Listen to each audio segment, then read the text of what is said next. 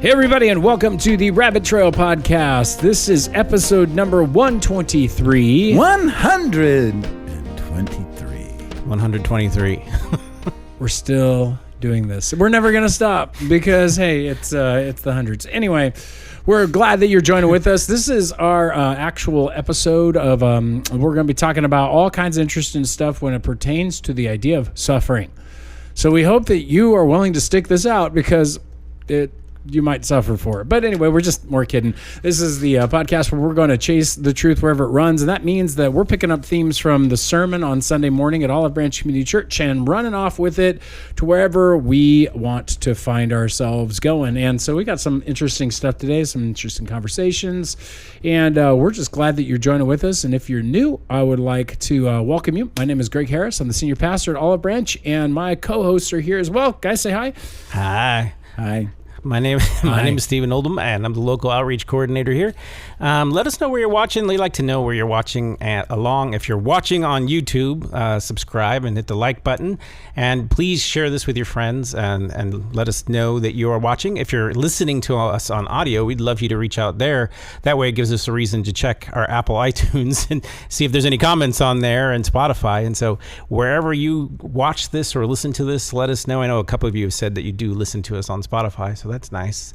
Our rating is still a 5 on Apple iTunes. Wow. Wow. There's only 5 of them on there, but that's okay. Is there really? I think there's like that 5. Helps Well, I don't know how many people subscribe. Population. On there, But you know what? If I was buying something on Amazon and it had 5 stars, and but only 5 people? You know what? I would still go, 5 people enjoyed it. It's 5 stars. Got it. You know?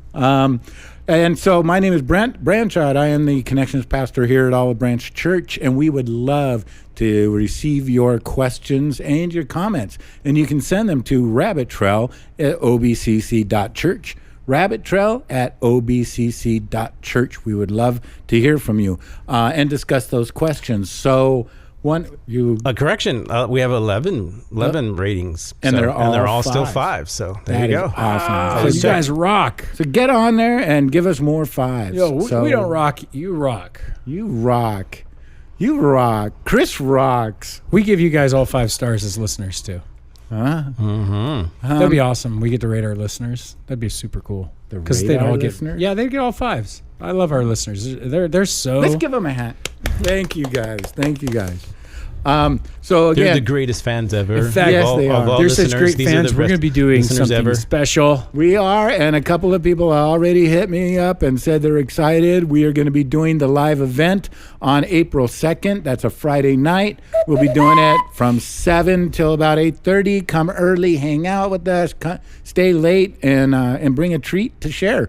One of the they got to bring stuff. One of our listeners, just so we have some snacks. I mean, last time the snacks were like better than the podcast. They were better, and I loved the way they incorporated the rabbit trail into the snacks. I know. Too. So that was. They had fun. those little people brought the chocolate Cocoa Puffs, so it looked like you were eating rabbit pellets. It was awesome. Yeah. No, they didn't do that. I was kidding. And they brought Captain Crunch because I said I love Captain Crunch. Yeah. What was that story again? Huh? What was that story again? Because I don't know. I said you like it about ice snacks, cream. and I said Captain Crunch is my favorite, and so if somebody wants to bring Captain Crunch, so somebody brought Captain Crunch and a gallon of milk, and then we realized that that's the one thing that tears the roof of your mouth up to pieces. But right? I've known that since I was 4 years old. So okay.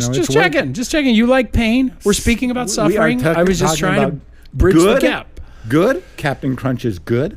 We are talking about suffering for the good, which I did most of my life. Which is Captain Crunch just like your Steelers and Captain Crunch. Both take the pain off the roof of your mouth, right? Awesome. Okay. And but I will say this too. One of the listeners, Sylvia, she hit me up on Sunday and said, "I want a new shirt and I want it to be pink." So here's the deal, people. In order to do a different color, we have to have at least 12 people say that they want a pink shirt. So if you are a woman out there and you want a pink shirt, let us know by email because we're trying to get 12 people so that it makes... Call our female fans the pink shirts? Yes. You know, if you're a guy and you want to wear pink, we're talking Barbie pink. We're talking I don't know yet. I got to get a hold of the T-shirt company and see what shades of pink they have. But it would be the white rabbit label on a pink shirt, and then also let me know if you want a woman's cut or What a men's if we did a cut. black shirt with a pink label? Okay, never mind. Yes. I'm just playing. A woman's cut or a unisex cut, because I know Wait, there whoa, are... whoa, whoa. There's no man cuts anymore? Well, I said man cut, but it does say unisex. And I do know some women Great. that don't want to wear the girl T-shirt with the V-neck. They want the crew collar. So just let You're us really know. wrestling with how to describe this, aren't you? Yes. So let us know if you want a pink shirt, which cut you want and what size you want, so I can make sure I get those ordered if we have enough people. Otherwise, we're going to be ordering some T-shirts for sale. So we hope to see you August 2nd. August 2nd. Ooh. And now, time for a horrible joke. Brent and his terrible jokes. Boom chakalaka. So anyway, shortly after the fall in the Garden of Eden, Okay, so I'm Adam- there with you. Where are we at? Adam is walking with both the of beginning. his sons, Cain and Abel, and the three of them are walking, and they walk past the ruins of the garden. And one of the boys asked Adam, he said, "What's that?" And he said, "That, my sons, that is where your mother ate us out of house and home." Oh, no. How bad is that? No, I don't know. Hold on. I think that just dropped our 5-star down, buddy. We just, all of a sudden we're We know getting you're a not lot of reading the- cancellations on those women T-shirts. So. I know we're not rating the jokes, so that's Oh, good. dude, I dare you to do one of those in the live one and see how it really goes. I shall. I shall. Brent and his sexist jokes. Is that the new? exactly. Is that how a this- sexist would say? I would never say these jokes. Oh, I just you put did in- just say that joke. I did, but You didn't make it up, though. That makes it okay, right? I was impersonating a sexist. Oh, well, I guess that's different. Trying to show you what Does that is work not with bank good. robbery too? Yeah. All right, so we let's have move any past that. Let's go to what's really interesting, like Stephen and his first impressions. Oh wow, let's see. So this is the part of our show where Stephen takes on some first impressions from our wonderful world of comments on YouTube. Yes, and this is specifically for you impressionable youth out there listening. Which is nobody. No. Do we have any? There's a few. One, I'm not quite sure what this is. So That's I'll just perfect. This is read- your first impression on it. I wanna Those see are the this one. funnest ones when we just try to figure out what they're talking You're gonna about. have to help me with this one because I don't know what this is in reference to. What- But let's so- go down the dark rabbit trail here of the internet, the dark side of the internet. So this comes from the short. Why do people keep building in Malibu? And this just says pink, and then there's a happy face with somebody crying. It's like they're laughing. Is there something about color that we mentioned during that short Somebody's for Malibu? pink and crying and laughing? Maybe Well, they just thought it was hilarious. Malibu Barbie. Oh, Maybe, I yeah. don't know. Man, ooh. Maybe that's what it's a reference to. It's 44 minutes into the or something into the podcast. So something in episode 122 sparked a color. Could it possibly be when we were talking about the color of the shirts and somebody put in their pink? Maybe. Who is it? But it's Cloud Watcher Sue 9086. Come on down. Get your You're pink the first shirt. contestant on the pink. I don't know. But if you're listening So and that's happy you, pink to let you. us know. Gary Ward, the Cogs of the Kingdom, says during the importance of church membership building a strong community, he just simply says indoctrinated nonsense. Okay. And your thoughts about that one, Stephen? I guess. I don't know. I've been indoctrinated. How would I not know? I know. How do you know that you haven't been indoctrinated? I know because I indoctrinated. How does he know he's not indoctrinated to write indoctrinated Because I will say nonsense? this. I will say this. When I used to have conversations with my dad before he gave his life to the Lord, and he was talking about you Christians, you guys are all brainwashed, and I was like, everyone is brainwashed, to a certain degree. The question is, what are you allowing I to just tell people. brainwash you? And brainwashing So, is scriptural. it's interesting because, like- scriptures say the renewing of your mind. I just think that my brain needed some washing. So Yes, it did. Well, I just find it fascinating because, like, brainwashing typically occurs when you watch something, when something is given to you repeatedly over and over and over and over. it's and over usually again. not something you ask for either. And so, like, what's odd to me is, like, okay, so are you watching something on YouTube more often than you're going to church? And if you are, which is really brainwashing you?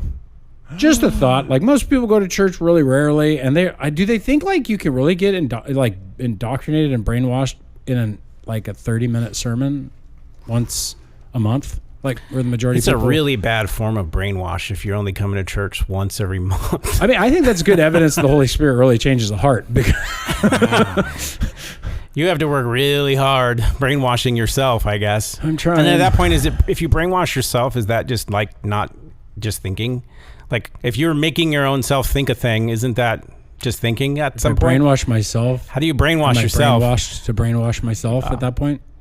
So just to me, it's just a level of inception. The only person that's been indoctrinated nonsense, who's literally written it, is this person here who's written indoctrinated. I kind of just feel like I just recently had a frontal lobotomy because my mind is scrambled right now.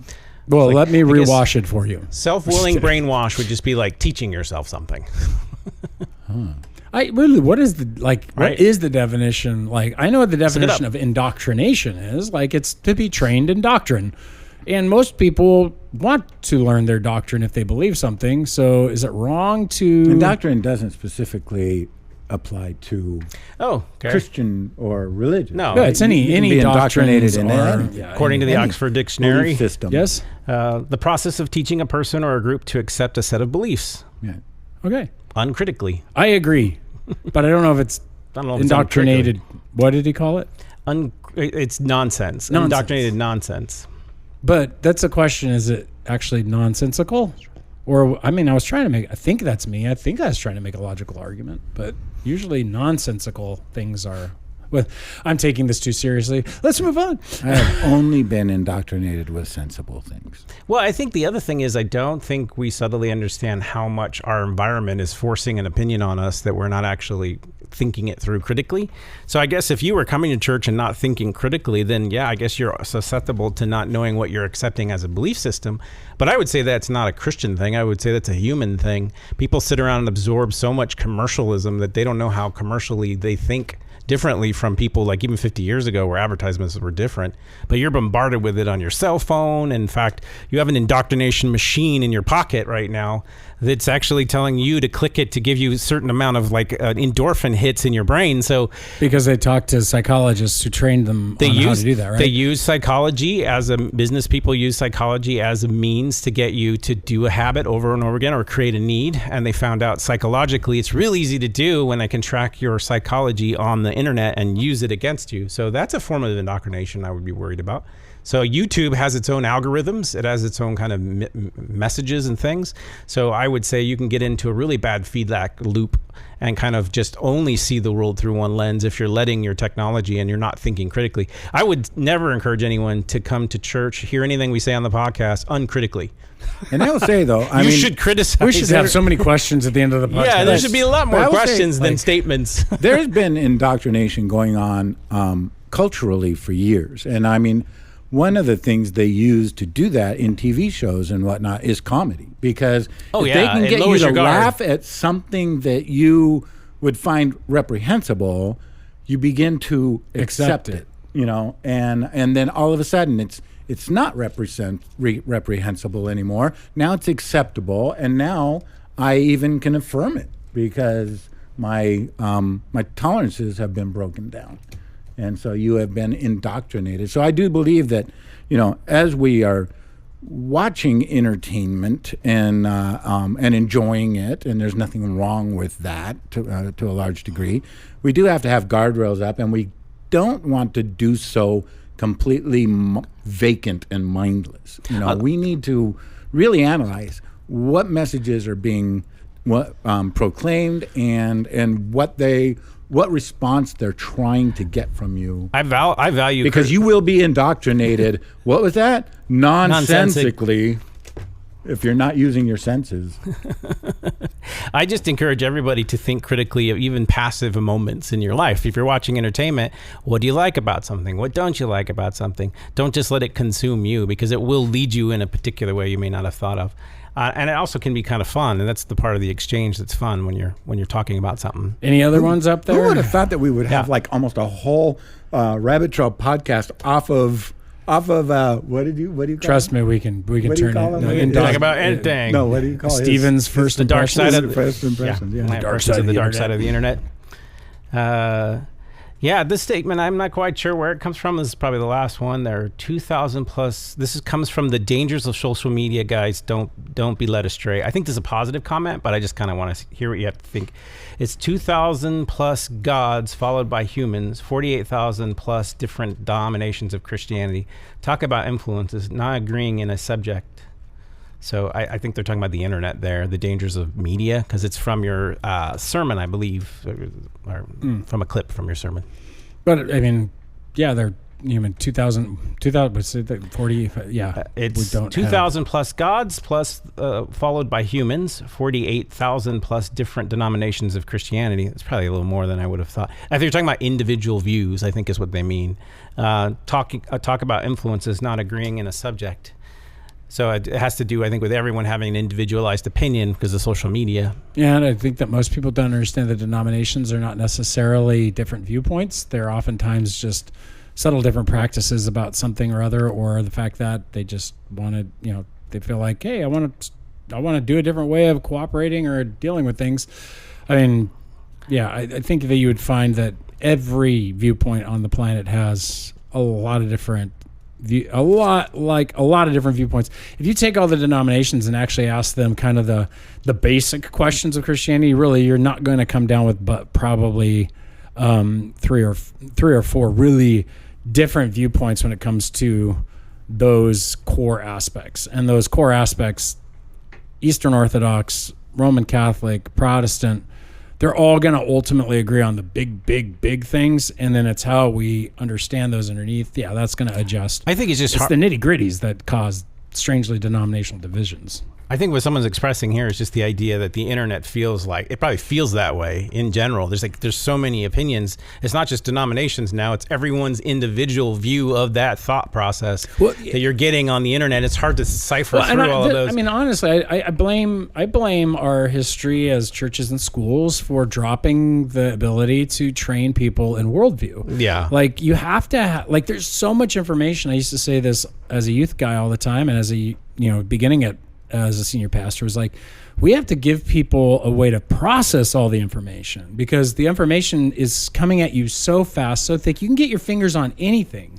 And so, but how do you understand whether what you're looking at is true, false, important, or unimportant? I think first you got to be able to go, is this really that critical and important? If it's not, why are you staring at it? If then it's like, okay, and how do you adjudicate that? Like there's all kinds of aspects that come down to your basic worldview that you really have to understand. Otherwise, if it's just about like mindless scrolling and titillation, that's dangerous. Yeah, something called, I don't know what it was called, but they're called choice overload. When there's too many results, you see this with the children, you're like, you can have any piece of candy, and they're just like overwhelmed, they can't make a decision. It results in fatigue or sticking with the default option, something you already kind of knew. Or you end up with Brent. Hey, where do you want to go to lunch? I don't care. Or you don't even make the decision at all is the last one. Yeah. So the idea is this is what people do when they're overwhelmed with choices. They've got so many choices, they no longer have a ability to choose. This is why at certain restaurants I wait until everybody else is ordered before it's helped me narrow down like, okay, yeah, that actually does sound good. I'll try that. I will say, and I've probably mentioned this on here before, but this is an actual conversation my wife and I had. We do the, where do you want to eat? I don't care. What do you want to eat? I don't care. What do you want to eat? I don't care. Straight up Jungle Book. And so I would just pick a restaurant I know that she totally hated and force her to make a decision. But at one point, a few years ago, she told me, she says, I really have realized I'm not as interested in where you want to eat as I am getting more options on my plate. It's like, okay, I'm thinking of these three things. Where do you want to eat? Hoping you're going to put another option on my plate that I didn't think about. So I'm not really that interested in where you want to go as much as I am about, coming up with another opportunity that sounds good. Hey, that's very self-aware. It was very self-aware.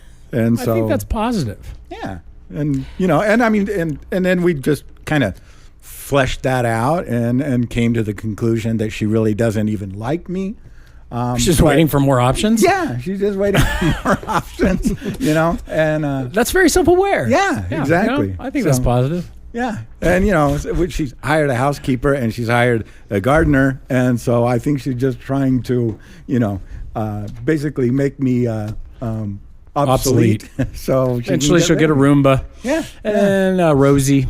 and I don't understand. She keeps increasing my insurance policy by $100,000 every single year. So who knows? I think the joke section was earlier. Yeah. But you know what? In my life, it is always in my head. So I struggle more with not saying jokes than I do with trying to come up with them. So, Yes. All right. So this week was Is it really a struggle for you? to not say jokes. Yeah. Once I you will give tell in, you, it's not a struggle anymore. I forgot who it was that was new on staff, and after one of the staff meetings, they were like, "I can't believe the things you say in staff meetings," and I was like, "You have no idea how many things I didn't say in that staff meeting." He's got jokes for us and jokes for himself. You Well, guys no. feel like I don't have any self-control? You have no idea the how much the worst self-control thing is, I've Brent, like demonstrated. you'll say things and I'm just like, if I had said that, like, Yes. I would get fired. I know. It's like that I just, wow, because you're the jokester. You can, I know. It's like Class clown. it's like my mother-in-law. I used to be able to say things and she would laugh, and my wife would just, I don't know how you get away with it, but it's because she loves me. all right, take us into the subject, Brent. Let's get So off this was the first sermon of the series Facing the Storm, which means we're back into 1 Peter. We are in 1 Peter chapter 3. We did verses 13 through what? 20 17. Oh, 13 through 17? Yep. Okay. And really it was talking about it starts out by saying gosh, I can't even see. Okay. Now, who is there to harm you if you are zealous for what is good? And it basically was talking about do good. Don't tire of doing good. Even suffering for good is good. And so that part of it, I just thought we could kick it off by defining what is good. What is good? Before we get into that, did you take off your glasses to read better? I never put them on. You kind of picked them up. Like okay. I did put reading them with on. osmosis. Yes, I did. I did, and then I realized I was lost because this microphone is in my way. I just want to know what's good, to put your glasses Yes. on or put your glasses off. Nothing is good. So how do we define good then, huh? Apparently nothing is. Because Brent just told us. Yes. So I again, in the sermon, kind of tried to bring it down into a conversation that was more like focused on the relationship with God and your aspect of good. Like I just said, the question you can simply ask yourself is, what can I do to please you now? Or what could I do to thank you now? However you want to put that. But really having a goal and an aim to please God. Like I was talking about the discus, and the day I got to throw, my dad, was there, and I was like, oh man, I'm really excited that I got to please him. It was a good thing for him. It was a good thing for me. It was a good thing for everybody on my team. It was just a good thing, right? When you try hard and you do excellent. And so the good to me is this concept that I'm doing something that's pleasing God. It holds to his standards. Doesn't necessarily have to do with me, because but it has to do with the one I'm trying to please or live for. So It's objective to yourself. yeah. And this, I get in, like, I remember back with C.S. Lewis's Mere Christianity, I think. He kind of boiled it down in his mind when he was thinking about all the different religions. And he's like, look, it's either it's either Hinduism because of how ancient it was, or it's Christianity. Like he just kind of was like, it has got to be one of these two things from all of his studies and all of his stuff. And why not Judaism then? Because Judaism is older than Christianity. Yeah, because he believed that Christianity fulfilled what was in Judaism by that point. So in his argument, he was basically like, you have the monotheistic God, and he liked the Trinity. He had a lot of things that he thought about. But really, when it came down to it, he's like, here's the problem with having like multiple gods. It was like, well, who is the standard? So then he was like, well, Zoroastrianism has both a good God and a bad God. One's perfectly good, one's perfectly evil. But if you have a God who is perfectly good and one God who's perfectly evil, according to who? That implies there's a standard that sits above those gods, and that would be God. And so that's what drew him into finally like, oh, there has to be only one God. Monotheism declares that there is one God, and that God then is the standard of the good. And before everybody starts like, oh, well, what if God decided that rape was wrong? Like this is an issue out there that Socrates even brought up. He's like, is the good above the gods, or does the gods get to pick out what the good is? And the answer is a false dichotomy. It's the Euthyphro dilemma. Ooh, Euthyphro is the guy Socrates is talking to in this dialogue. And so it's called the Euthyphro dilemma. And so they're asking, if there is a God and say he says rape is wrong, does God say rape is wrong because he wants it to be wrong? And so he could change his mind if he wanted to, because he could also then go like, well, I want it to be good. Or is it good because it's a standard that is above God that he has to live up to? Like he's holding some law book. It's greater than him. It's greater than him. And he's like, well, the law book says that rape is bad, so I got to declare it as bad. And Christians have always answered, it's neither. He is the good. He is the standard. He could not do evil. He could declare rape no other than evil, right? So this is the idea of God being the good. So when we talk about his declaration is an aspect of his character. Yes. Yeah, So it's an attribute. You can't separate it. Right. And so you can't have God and good ultimately separated. And this is why you get into questions like, can an atheist be good? And the answer is, yeah, he can do good, but can he really know the good, the true good? Well, if he doesn't believe in God, he doesn't believe in the good. And so he may do beneficial things and he does all this other stuff. And so this leads into ethical considerations. And there's a lot of interesting stuff in ethics. This is a book by John Frame called The Doctrine of the Christian Life. That is not a small book. And what he has basically done in this book, which is his fourth book in a series of theology, that's not even touching the rest of theology, just on God. Well over. This is a Harry Potter sized book. And so he basically says, look, there are three principles when considering what a good work is, what the good is. And they're the ethical principles. You have the teleological, like what's the purpose of what you're doing?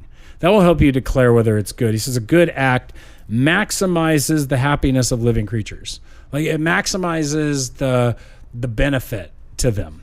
And then that would be one version. They call it the deontological, which is another form. He says a good act is a response to duty, even if it requires self-sacrifice. So this is the moral good. Is that what you? Yeah, this is the moral good that you ought to do it, whether you like it or not, whether you feel good or not, whether you get a benefit or not. That's the deontological perspective. And then there's the existential principle, which is a good act comes from a good inner character. Well, for Christians, we believe, yes, all three of them, but it's only because it births from a relationship with the God who is the inner moral character, who would do the good no matter what. And he himself is that third aspect, which is he's going to maximize the happiness or the good for the other person. That's human flourishing, right? Yeah. And dwells within. Actually, it's ultimately flourishing, the best flourishing for all. This gets into some odd conversations like what we would call... human flourishing in the sense that it's the way in which people are designed and function. Yeah, I would say God considers not just human flourishing, he would consider all of creation's flourishing. Yeah. So he wouldn't exclude the people angels, from the demons, people from plants, the creation, the animals, right? Even his own goodness, like he has an aim and an angle that's perfect. And so this is where people start asking questions like, did God create the ultimate perfect world? Is this the best world that he could create? We get into, I think it's called theonomy, or I forget the term at the moment, but it's arguments of the greatest possible world arguments. And lots of scholars fall in all kinds of different directions about whether God could have created a better world than this one or not. And so when you talk about could he have created another world that would have gotten to his goal, to his angle, to what he wants, which would be the good, then that's correct. Then you would say, yeah, then he created the best world possible, considering human beings being free. Like that would be a different conversation. Because whenever I've wrestled with that conversation, about creating man and creating the world as it is, could he have created a better world? I always just come back to, no, he couldn't have created a better world, considering what his purpose and intention was in creating this one. So it's kind of like this is called theodicy. Sorry, if you Are you drew talking about a argument perfectly for why there are things that don't align with our goodness, but our own personal... Like if you drew a perfectly round circle and said, can you draw a better circle? Well, no, because it's a circle. Anything different would be not as good. Not a circle anymore. It would be oblong or an oval or, and or a bunch of wavy lines that are in a circular shape. There's only one way to draw a circle. So, so I mean, what would they say on that? Is where it's just, no, you couldn't have created a different world, a better world, if you were trying to maintain it perfectly. So the problem with the conversations in theodicy often land in the question of the suffering human. Yes, the reasons for evil often come out of greatest possible world. If this is the greatest possible creation that he could make, then, well, that's a pretty crappy creation. How can God be good? That's really kind of the question people are asking, right? Especially people who've suffered greatly, or you're walking out of the Holocaust. It's like, really? This is the best world God could have created with a Holocaust in it? And then so the argument would go, you don't think God, who knows everything, couldn't have figured out a world where there was no Holocaust? Really? You don't think he could have figured that out? And so the danger in theodicy is you start to get into questions of who's in control. Is God in control of everything? Is God, you end up with Calvinist, Arminian, and Molinist argumentations, right? So the Calvinists would argue, ultimately they get into the state of like, well, no, this ultimately has to be how God desired the world for his good reasons, and there's good reasons for everything in there, including human evil, to present his glory, if that's what they ultimately believe he's created for. And that's disquieting to many people, like even Calvinists. They kind of just will say, well, I know it was disquieting to me at first, but as I've gotten to know God, it's like, okay, I get it. He's amazing and beautiful and perfect. Arminians have classically said, like, well, no, like God is got like this. In some cases, they've gone so far as to say God can't know the future ends, and that's why it's all messed up. He's learning as he goes, but he has this ultimate goal that he's going for, and he'll bring it about. And that's disquieting to people because you're like, how can God not know stuff? Like, is he not in control of the evil and the problems? He's not sovereign anymore. And if you take either one of those arguments and take them to the extremes, you either end up with God is the creator of evil, right, and the arbiter of evil, if you take it too far one way, and then there's the open theism if you take it the other way. Yeah, God's incapable of handling the evil and dealing with it. He's just reacting. He's not, And so most classic Arminians would say, no. There's God's got sovereignty and he controls certain events, but he is, and he's got a play line that he's running, but that play line is working as he foreknew human events, which is different than like he foreknew these free will events that were going to occur in a passive manner, and then he futuristically responds to them. So it's kind of this like he knew it was going to happen, but before the creation happened, he knew what he would do with them, kind of thing. But that's just your free will defense. Is that yeah? Where you're headed to? I'm just trying to paint the different ways, Okay. And then Molinism steps kind of in the middle there. And they kind of would argue, well, this is the greatest possible world for what God's aiming at, in the sense that he knew his ultimate aim and desire. So what that was, whether it be his glory, whether it be, the maximization of creation's flourishing, when his relationship with it. And so he overlooks a world of free choices because he wants to create free will beings. And unlike the Arminian, who wants to say, well, he looked into time, he saw what they were going to do, and then he chose. He knows humans so well, he knows their free will choices. He's certain of them. So he knew, if I offer somebody this choice, they're going to choose this choice. I'm certain of their choices. So they're our choices. He can know them. But he also knows if we chose the other world. So in a way, it's almost the Molinists were the first multiverse people. Yeah, and in the sense that they don't actually, the worlds don't exist, that he's just they aware. Exist in his mind. Yeah. And so he potentiates. He would know what it would be. Only the world, and this is really weird because this is fitting a lot of knowledge of quantum mechanics right now, that he only potentiates the world that he knew that he chose to make with their free will decisions. Yeah. And so what's strange is, let me just play with this for a second. We're going to go nerd out here for a second for everybody. You have this thing called in quantum mechanics. Did you want my glasses? Yeah. We're going to use a British accent the entire time as well. I'm sorry to all you people that wear glasses out there. Quantum I was mechanics. Not calling you a nerd. I was just joking. I'm okay with that. Okay. Hey, so anyway, I'm a nerd. In quantum mechanics, what's weird is they've done these little experiments with light. And so they'll shoot a photon, one single photon, through what's called a split, a split.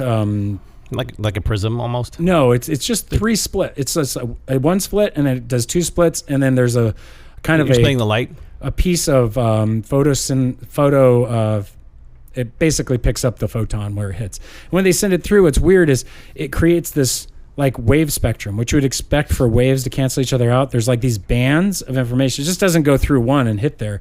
They kind of randomly show up and they turn into this wave spectrum. But the second you remove it, it turns into just spread light. It's really strange. There's some weird thing. It's when you observe it. Yeah, when you observe it, it suddenly falls apart. So Schrodinger, which is this guy, comes up with this experiment called Schrodinger's cat.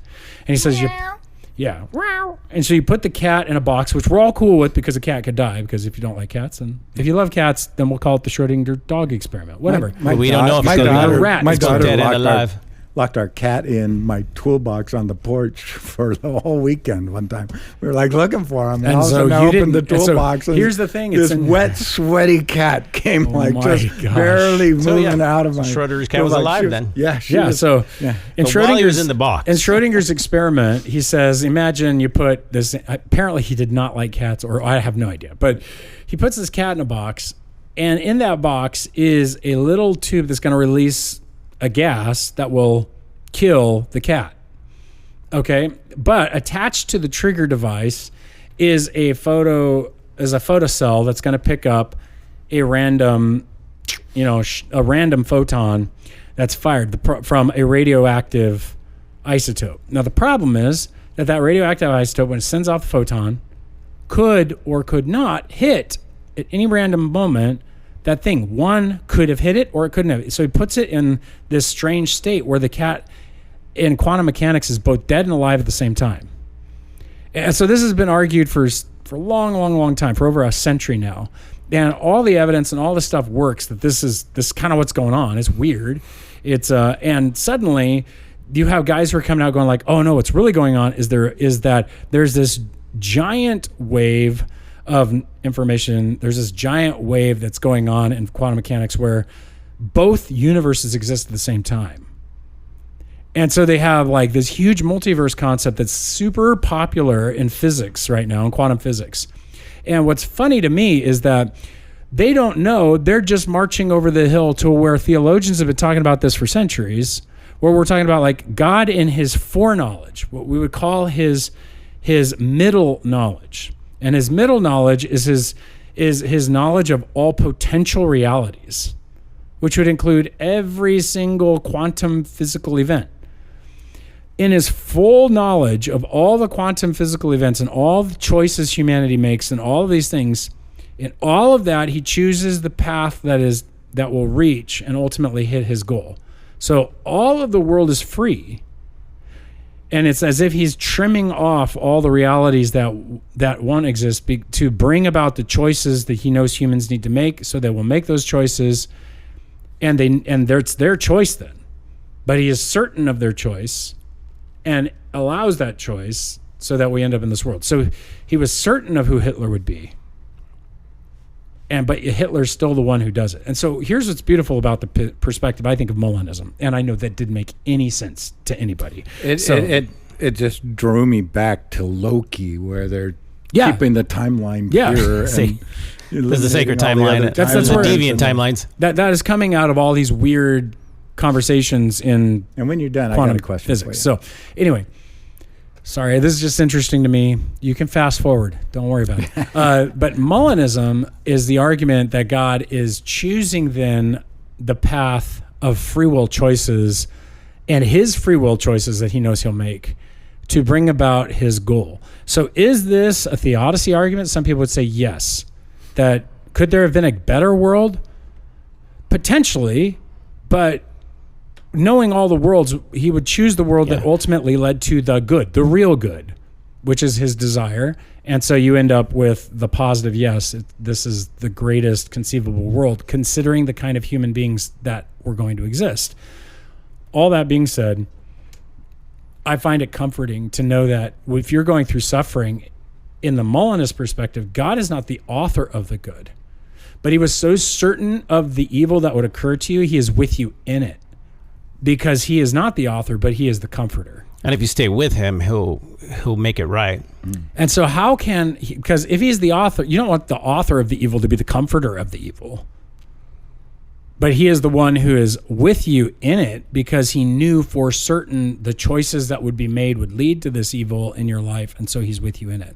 And sometimes he allows, punishment. That's a different conversation. But I find that far more comforting in my own life than, he foreknew something and whoops, he didn't know. And so now he's jumping in on it. Well, that's scary. But, he's so in control. He actually made me suffer. And he's like, and I'll comfort you now that I've made you suffer. Like, Yeah, he argues that existence of free will is greater good than justifying the presence of evil in the world. So that there might be a reason why this suffering is there in order to allow people to make free will choices. Yeah, and I mean, in what you're saying too, because it's always troubled me, and I just heard a woman talking about this in a testimony on the radio the other day, and she was talking about how she had miscarried, and they were devastated, and they were believers, and and she just kept asking God, why? And then somebody was watching her go through this and gave their life to the Lord through it, right? And so she said, now I know why you took my baby, was so this could happen. And to me, I'm always like, no, God didn't kill your baby because he wanted this person to come to the Lord. He used a bad situation to bring good out of it. Yeah, something he did not cause, he caused to become good. Right. That's actually what the scriptures says. Right. Your intent is one thing. Someone's intent might be one thing, but good the outcome is his to choose also. But the whole Schrödinger's cat thing, if that's really what it meant when you're talking about, I didn't really get all of it, but it was like hard to explain. The cat was alive and dead at the same time. The only way you know is when you open the box. Because it requires you to see it. Being simple-minded, I always thought that experiment was just this cat's in the box, and you don't know if it's alive or dead till you open it. Not that it is both alive, maybe both alive and dead at the same time, because you can believe it's alive or you can believe it's dead, and you can't prove either one of them until you open the box. And it's because you saying that experiment really is, there's something that the cat is alive and dead at the same time? Well, no. This is the way they try to explain what's going on in the quantum realm. Okay. That these quantum mechanics are going off on this little element, and the little trigger is attached to it. And so when that quanta goes off, you don't know if that quanta hit it or didn't hit it, but in the actual experiments, it did and didn't hit it at the same time.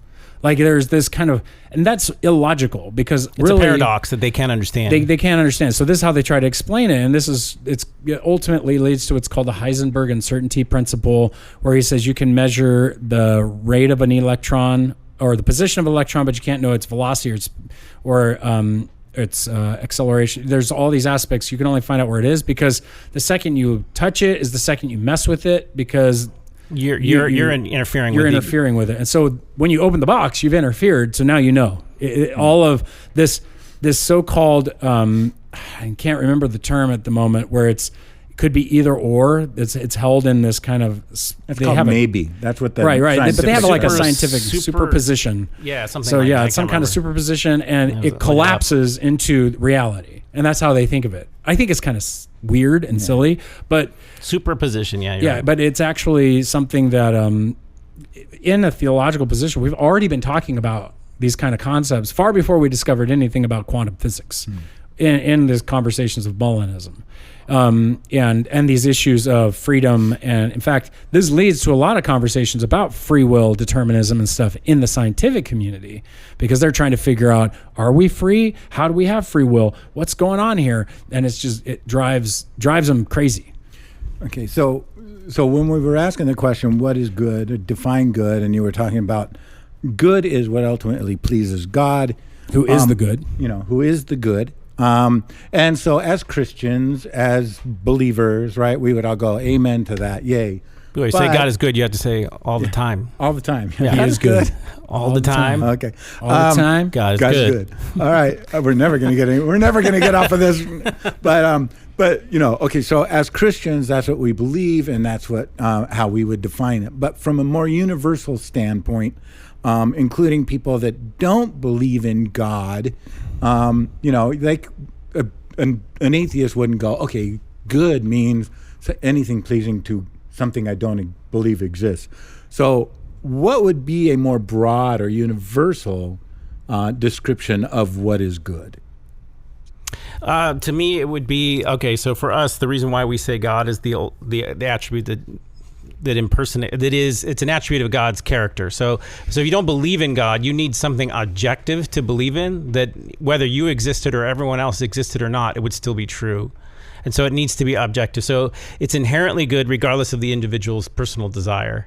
And we can all discuss it and talk about it, or it's objectively something we can come to a conclusion on that has to be greater than us if you're talking about objective truth. The other way would be considering it to fulfill a purpose of its own intended function in its proper way. Right. So that's another thing. So this gets into many different philosophical arguments, but the Constitution has several of these concepts in it, right? Or the Declaration of Independence has several of these concepts, pursuing goodness and trying to fulfill freedom and liberty. It's kind of all based on this concept, the idea that societies have a concept that's greater than themselves that they could argue towards to come up with what is true so that everyone can live by that standard.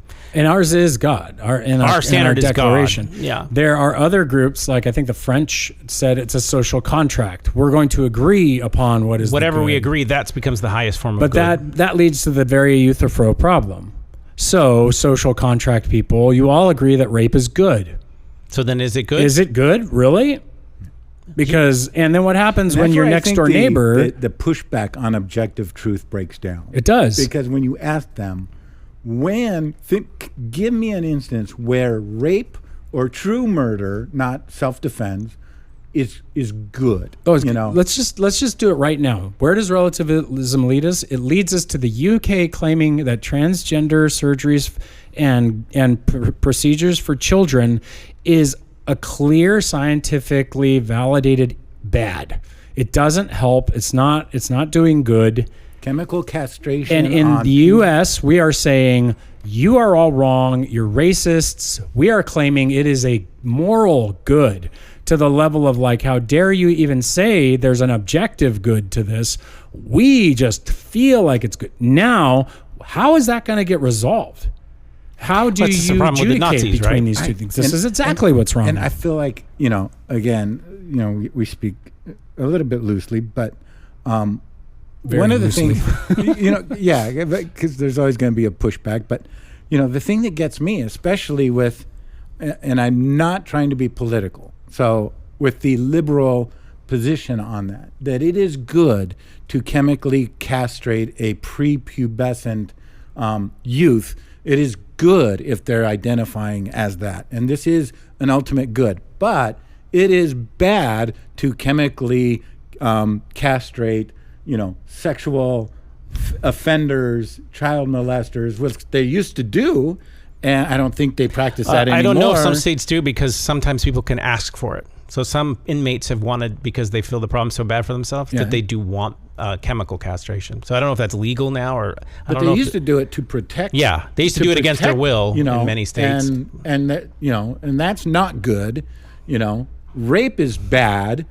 Preventing somebody from committing rape is bad. So, in a relative world, you don't need your worldview to consist to anything if you are the true source of good. Like if my feelings are the true source of good, my feelings don't need to be reconciled. So whatever I feel, whether it makes sense or not, it just becomes my reality. The problem with that is when other people have different realities, what do you do then? Because all you're left with is fighting and power, because it's just a matter of, can I obtain through my passions or desires the thing that I want? And if I call what I want whatever I think is good, regardless of anyone else, there's no objective standard. It forces me to fight for that good because it's not going to be given to me. And it ultimately means I must force it on everyone else. Because you have to recreate the reality of the situation by forcing reality to bend to your perception of it. And this is a problem with social contract rule. This is the problem with even kind of the deontological bald all alone, just do your duty kind of thing. Did you say bald? Yeah, don't worry about it. The, I mean, this is Immanuel Kant created the, oh gosh, my brain is really fried right now. The moral imperative. And the moral imperative is the concept that it is truly moral when you can do it and you only do it without any desired outcome for yourself. Then you have reached the moral imperative. And so if we can strip back everything back to whether you should do it regardless of whether it's for you or not, then you've really found out what the moral good is. But again, even that's been manipulated. And if you benefit from it all, it's not good. Right. According to him, yeah. That would be his standard of good. But the question is if there's an objective good, how I feel about that or not it doesn't affect all in the same manner whether what I'm doing is good or not. And the problem it's not my standard, it's someone else's, right? Is that good? Is his standard good? Because that would have to be a detached, unpersonal act. Unrelatable and isn't that inhuman by design and function of people? Aren't you supposed to enjoy the good? You're not supposed to unenjoy the good. That would make it less desirable and less of a thing that you would want to encourage. And it doesn't make character. It doesn't forge character. No, moral good, it would definitely throw One of the away. first examples you gave on what is good is things that would bring joy and happiness to others. Right. And oftentimes that brings joy to you. It should. So is it not good to do that because of, it also destroys beauty. Yeah. Because you're supposed to, if it's something is truly beautiful, you're supposed to not consume it, but admire it. And in fact, it brings a certain delight. Now would his position be if you get satisfaction in it, it's not good. So therefore, you shouldn't do what others perceive as good because it's not really good because you're finding he would say it pleasure would in it. probably You're say it would be getting about, he would probably say it would have to do with himself. If you feel like you're doing this for yourself in any capacity, then you shouldn't do it that way. What people have pointed out is it ends up cutting off the entire realm of art. Yeah, it does. There's it cuts no off art. There's no enjoyment. Why would you do art? It becomes so utilitarian. Yeah. That, I mean, to this day, it's really... It's not livable. It's not... It really isn't livable. It's one... So people go, okay, it's one aspect of what is the good. Because obviously you should do the good, even if you're not going to get anything for it. That's Jesus did the ultimate good by dying on the cross and bearing our sins. Like, what was the benefit? Well, he did gain us as his brothers and sisters in Christ. Whom he loves. In him, he did gain out of it. And people pointed out that that moral imperative doesn't even work. True delight, though, Christianity. in Christianity, the idea of delighting in something that is good is a form of good. Yeah, it's a form of beauty, and it's a form of goodness. And the question becomes: are you doing it to a complete and utter desire of selfish motive, or to admire the objectivity of the creation? So, to me, even to beauty, there's a way at which you look at something as beautiful. It should remind you of an attribute of God or some kind of elevated understanding that transcends everything, not just whether I like it or not, or it brings me personal pleasure. It brings pleasure to a community. It brings pleasure to me. So let's go back to why I used the phrase the way I did. I really did. I do believe that a great way, not the best, but a great way to define the good is asking God, what can I do to please you now? Because Jesus already gave us the order of good. He said, I could go to the 10 Commandments and say, hey, here's the good. I could go to all, he says, no, the 10 Commandments are summed up in love the Lord your God with your heart, soul, mind, and strength, and love your neighbor as yourself. Of course, I want to do things that make my neighbor, my family and my neighbors and people around me happy and good, and they enjoy it, and that makes me enjoy it. However, if I divorce that from making God happy, then I end up in, hey, my kid really wants to play in the street, and it's going to make him happy to chase a car that's going to, or to go after that person who's going to give him free candy. It's like, oh, well, when do you start drawing the line of what would really make God happy versus your kid happy or the other family happy? Or, this is the problem we're having. When you divorce the good from making God pleased, you wind up with all of these just kind of random ways of trying to, well, I think it's good for you, but that wasn't good for a whole bunch of other people. And so we end up with ethical dilemmas that don't make any sense. You end up with a lot of selfishness too. Well, and we end up creating worse problems for ourselves by using science to try to solve problems that were wrong in the first place. Like, you shouldn't have gone down that path.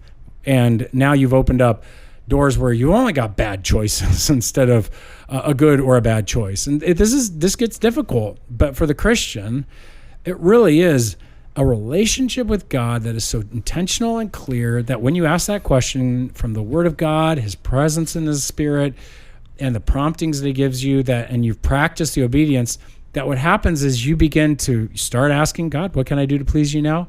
And as you're doing that, you're going to start living it out naturally. You're going to become the kind of person who's doing things that please God. I don't think Jesus had to ask the question. I think he just was that kind of a person. Well, going back to the brainwashing idea, it's somewhat related. Your feelings and desires don't always line up to what is ultimately good for you. And anyone who's an alcoholic who really believes that knows that, right? Mm. So the idea that you want to do the good has to come from a source. And so the Bible says, take delight in the Lord and He will give you the desires of your heart, which means that if the ultimate form of good is telling you what your best good is, then you want to change your desires to His desires so that they're almost simultaneously. It's hard to tell the difference between the two. It has to be an act of your will, but it also takes time. So that the idea of doing good actually means to be practice. And it has to be, you're almost what they call shaping your appetite. So when I was trying to lose weight, I had an attraction to things that were really harmful to me. As I started losing the weight and I started liking good things for me, and my taste buds changed. So if I just went with my pure subjective desire, I would have stayed in the diet that I was. You have to have a higher good that says, this is the ultimate good, and you should learn to enjoy this, because ultimately this will be better for you, and you're willing to suffer to get to that point because you know that there's an ultimate goodness, and God is that standard. So Jesus literally comes down and embodies the standard. He says, okay, I'm not just having this abstract concept of goodness. I'm going to come down and demonstrate it amongst live it you in the mud and dirt and sin of get humanity. into it and see, this is how humans should live good. This is how, live this way. And it's so personal that's why some of these seem abstract. That's why for Christians, it's not just like it would be for non-Christians who are trying to look for objective truth, because you see people like Sam Harris and others struggle to find an objective truth, and Christianity personalizes it because it's like it's a person, it's God, it's Jesus Christ demonstrating his life. And so it's letters written by a being to people so that you can know the good and shape the good from poetry and human story. And I mean, like, some ways. That's why when people are like, oh, you just ask for a book, I'm like, have you ever read it? Do you even know what you're talking about? And so far in our conversations with many of these people who mock it, they've never read it. They don't realize how you sit in the Word of God and interpret. They've never encountered the person behind the story, the personal nature of Christianity. And I do think, in a lot of ways, and hopefully we mature out of that to a large degree, is part of our struggle with sin is because we look at not committing that sin as the loss, and to pursue God is not the goal, right? It's like, if I don't do this thing that I really want to do, I'm losing out, instead of reshaping that thought to what are you going to gain? And you're going to gain righteousness. Yeah. And I really quickly, I was listening to a guy talking, and he said one of the things, let me see, how did he put that? One of the greatest tools of the enemy is to get us to focus on lack, where it all started at the garden, right? They had everything. And he Except says, the one. Yeah, and he said, but the one thing he made a point that I thought was good was he was talking about, and God put that tree in the middle of the garden, not like on the outskirts of the garden, right? He put it in the middle of the garden, and then the enemy had them focus on the lack. So they had to walk through all of the plentiful and all of the beautiful fruits and all the beautiful trees and ignore that to focus on the lack and turn from God. And I just thought, man, that is so profound, because we do that to ourselves and in our lives. It's like, so often. Isn't that what he did with Jesus? He said, he's hungry. He's like, oh, turn these stones into bread. Look, you don't have any food. You lack all this stuff. Oh, you don't have all the nations bowing down to you. Oh, I'll give it to you. I'll supply you. I'll give you what you need. You're like, oh, you don't have everybody giving you the attention yet? Throw yourself off. You'll see. They'll give you the attention. And how many people struggle with giving their life to the Lord because of everything they're going to have to walk away from? Let me just read the text from this coming weekend. I mean, this is where it's really hard. He says, 1 Peter. Yeah, he says, since therefore, I'm going to go to the part here. He says, this is really interesting. Since therefore Christ suffered in the flesh, arm yourselves with the same way of thinking. For whoever has suffered in the flesh has ceased from sin. That's a weird sentence. Whoever suffered in the flesh has ceased from. You could write it this way: whoever suffered in the flesh has quit sin. Like, the idea is, like, if you quit smoking and you feel the suffering of quitting smoking, what are you? You're a quitter from smoking. The second you give up and stop suffering is the second you no longer quit it anymore. And I think that's the danger, that people are like, I just don't want to suffer. But you want to keep hurting God. You want to keep hurting other people. You really want to ask the question, God, what can I do to displease you right now? Because that's what we do when we sin. And so many people have pointed that one of the foundation stones of sanctification is gratefulness. Yeah, it's all over. It's a subscription. It's a prescription for a lot of things that I didn't realize. I'm going to agree. It's talking about being in the flesh. What is the prescription? Being thankful. I'm like, well, that's a weird. It keeps popping up in Ephesians. All it kept things popping rejoice, up. right? And you're just like, how is that an anecdote to selfishness, or how's that an anecdote to the flesh, or looking at people lust? Because if you're thankful, it's the garden scenario that you were talking about. You're looking at the other part of the garden, going, oh, I don't have that, but I have all of this. You're not focused on your lack. Yeah. But God personalizes it. I don't just have all of this. I have the guy who made all of this and designed it to be in a relationship with me. I think here's a simple thing. I think Gary Thomas brings this out in his book, Divine or Godly Pleasures or something like that. I forget what it was. Then Sacred Pleasures. And it's like, how about, everybody, I know all these Christians are like, oh, we didn't pray to bless the food. You know what? There's no biblical mandate to bless the food.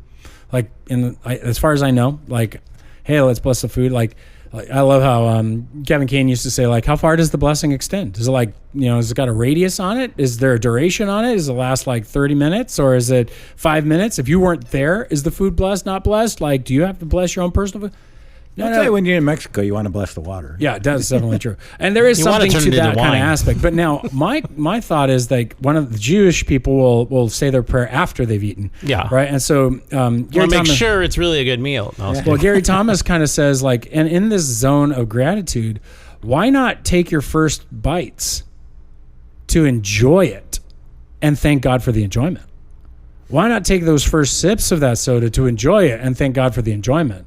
Why not? And if you would do this and turn the provision that God has given you into thankfulness, like you do when you first get in your car, the first time you get it, you're like, God, I'm so thankful for this car. It's still the same car. It's still something to be thankful for. It's still providing for you. But you're right. The lack keeps us away. I think part of I will say that praying for your meal, and take a bite first, and then you can really thank him for the deliciousness and everything of it. That's why we don't pray for the salad or the appetizer. Yeah. It's always when the main course comes, that's when. Because now you've already tasted, you've already enjoyed. Sorry, go ahead. I don't know. I lost my point, but I'm now starting to think, what do I do? Gratitude. No, I know that. But like when you're eating, if you spit it out, do you go, oh, I'm thankful I didn't continue to eat that? I've done that. But the idea of thankfulness is the point to me is it is not just saying, oh, I'm really thankful. It's enjoying it. So maximizing the enjoyment of a good thing is actually what we should be doing. Opposite to what Kant is saying, that you should be impersonal to it. If it is truly good and you truly understand that it's good, the way you enjoy it is to be thankful. Because how could worship be good? Yeah. This is why German churches are so I'm just kidding, are so not joyful. So it's like, and it's like I was reading Bonhoeffer. I'm reading his book Life Together, and he's like, well, God is the God of the truth, not emotions. And I'm like,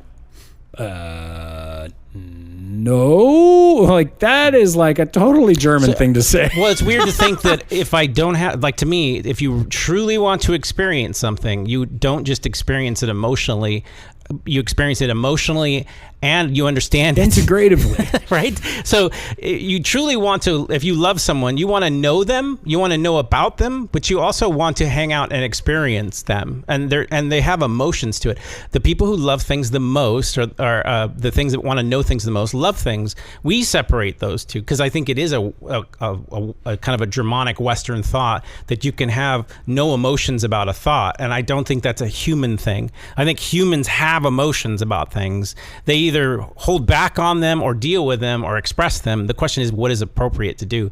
But I think what's happened, though, is a lot of people have been sold the lie that if I enjoy something, it's almost Kant's lie, good. Then it can't be good. I'm being selfish. And there's some kind of Christian virtue in not enjoying the things that God's giving you that are good. And then the contrary occurs where we hyperreact to if I enjoy it, it must be good.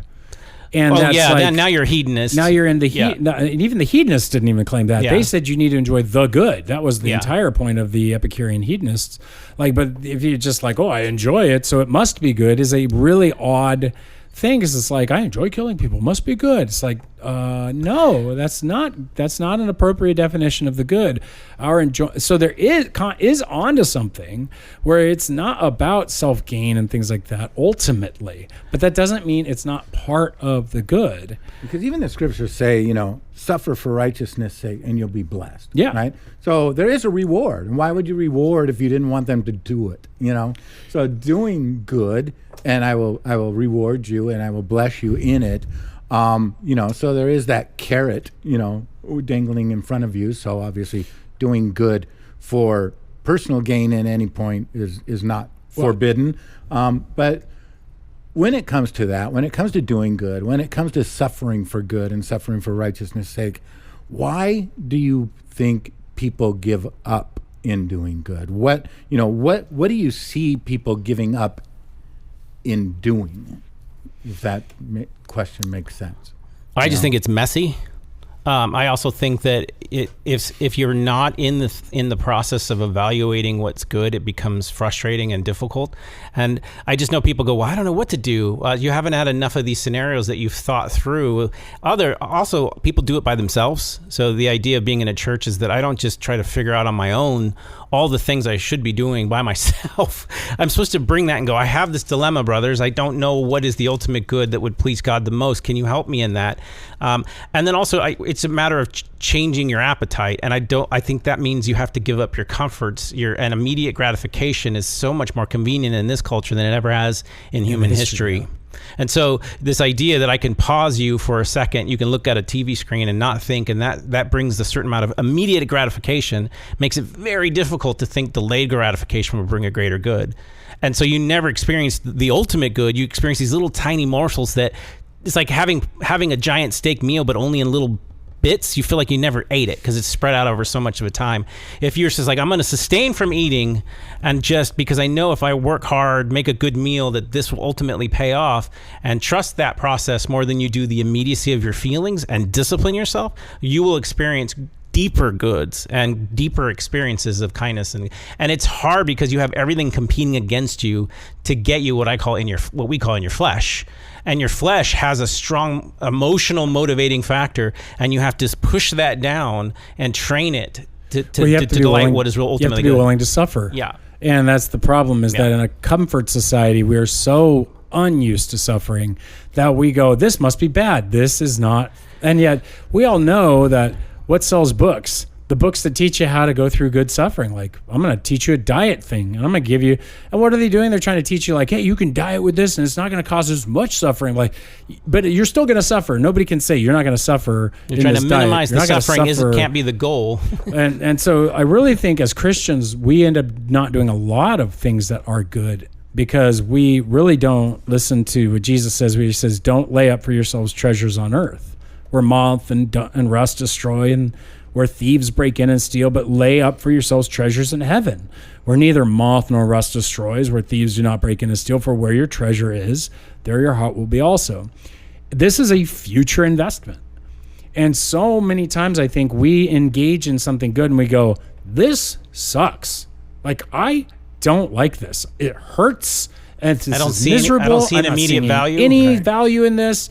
And yet we didn't realize you're putting eternal investments in place. That was so much easier for people prior to the comfort of immediate gratification. And so, yeah, I think there's lots of good things we don't do, like gather together as brothers and sisters in Christ on Sunday every week. I don't see the immediate reason that's necessary. That's just indoctrination. Got other good things blah, blah, to do, blah. right? Yeah. That's what people, they don't think people's like, I hate church. They're just saying, I have other more... In a measurement of the things that I could enjoy and that I think are good for my family, this is not the top. And Jesus would say, no. Like, I would tell you that who are my mother and my brothers? Like, the family of the saints are my mother and my brothers. Like, why would you take the day you're supposed to gather together as the day of mission? Like, no, you come together, then go on the mission. You don't, Jesus doesn't, anyway, that's my little thing for the year, because community's got to be restored. But there is that sense that that's one of them. Another one is like giving to people. I mean, how many people don't give like they used to in the past? Tithe or whatever. Now we got all these things about tithe out there, and I understand it, but tithe is still a good standard by which to kind of measure things by. And I really think it's at the lowest standard in comparison to how Christians should really give. But it's painful to give, because now with all this money that's got to go out, like, man, it's ridiculous that you got to pay for groceries the size they are. And so because of the pain, like, I can't give that over to somebody else. I might lose a comfort or something. And I do think, and I'm talking about myself here. I'm not talking about nobody out there. You're all, everybody on our listening audience, they're the saints. I'm the wretched pastor who needs help. Because I feel that way. Like, there are times I'm just like, I don't want to give any money to that person. Like, this is my spending money. I don't want to give that away. So that, and I think that's a tension for a lot of people.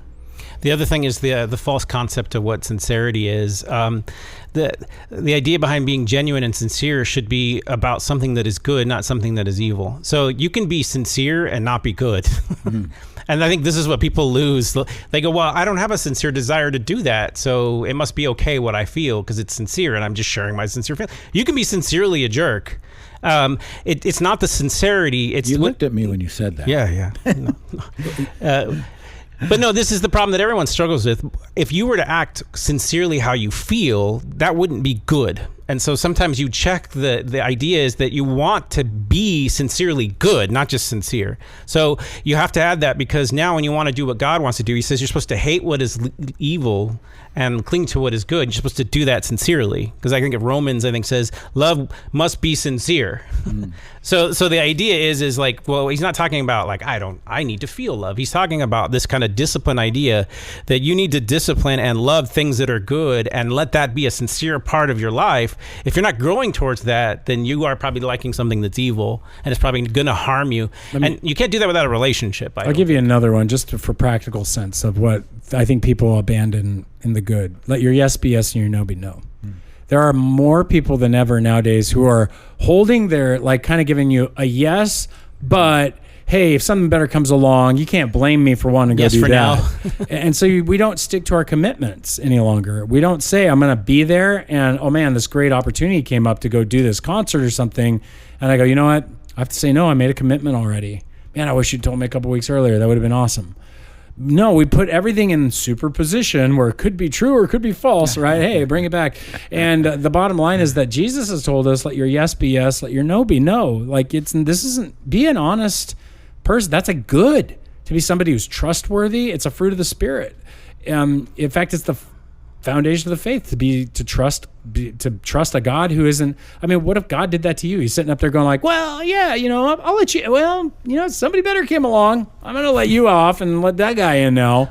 It's like, I'm going to give you this bless. A better opportunity to bless somebody else came up. I'm not giving you that one anymore. Like, God's so faithful to his yes that when Jesus was born, he still put even Jesus under death to defeat it, because he told Adam, everybody born after you is going to die. Like, well, he did not take equality with God to be something grasped, but he humbled himself, and he did that because it's a part of his nature, his character, but also it's a demonstration of his love. So just being able to sacrifice for someone else is a good thing, and learning to love that is hard. I guess it's hard to see the value of that. You have to really believe in the person of Jesus in order to do. That's why I think other people do it, and so it's often a marvel as to what is the greater good that you're choosing to do that through, because it's probably not going to sustain you for the rest of your life. All right. Well, there's a lot there. There's a lot of rabbit trails today. Oh, yeah, man. We went on a 15-minute rabbit trail before we even got into the sermon. Hey, but we pulled it all together into one trip. So, hey, we were glad that you joined with us. If you're tripping out and you got some questions about quantum mechanics or whatever, there's better podcasts for that than this one. But if you're interested in any of the theological questions that we had, it's as simple as asking a question. It could be a who, a what, a why, a how, a when, kind of question. Just dig in, fire 5 of them off in whatever form you possibly can, because we really do want you guys to be able to engage with us and not just kind of listen. We don't want you to just be indoctrinated. We want to actually really engage and have great conversations. And that means your participation. First of all, again, thank you guys. You are 5-star listeners, and we want you to go to 6 stars. That would be awesome. Just and so if you do want to be one of those 6-star listeners, it's like, hey, I got great questions, interactions. Let us know. We would hear from you through rabbittrail@obcc.church. So send those emails in that direction. rabbittrail@obcc.church. We are excited to engage. We will be looking forward to this upcoming live day. We hope you are as well, and we'll be taking solicitations on pink. So, hey, whatever, we'll figure it out if that's good or not. So, but we're glad that you joined with us this week. May God bless you guys. We'll see you this Sunday if you're a part of the church. Otherwise, we'll see you next week. Have a great one. God bless. Boom chakalaka. Bye.